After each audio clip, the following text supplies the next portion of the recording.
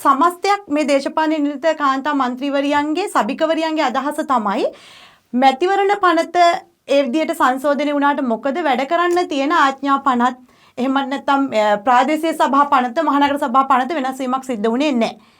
මේ වෙනස් වීම සිදු නොකර කාන්තා මන්ත්‍රීවරියන්ට සභාව තුල තමන්ගේ භූමිකාව නිසි ආකාරයෙන් ඉටු කිරීමේ මේ අභියෝගයක් තියෙනවා ඇත්තටම. මෙතන තියෙන ප්‍රධානම ගැටලුව ඒ අවශ්‍ය නිසි ගෞරවය දේශපාලන අධිකාරිය තියනවද?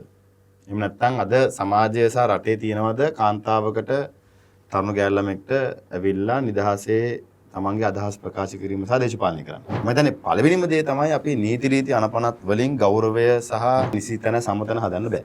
ඒක සමාජයෙන් හැදෙන්න ඕනේ. ඒක සමාජයෙන් හැදෙන්න නම් ඒක ඉස්සෙල්ලාම දේශපාලඥයෝ තුල හැදෙන්න. දේශපාලඥයෝ තමන්ගේ දේශපාලන වාසි වලට කාන්තාවෝ ඇඳ ගන්න එක සාධාරණ නැහැ.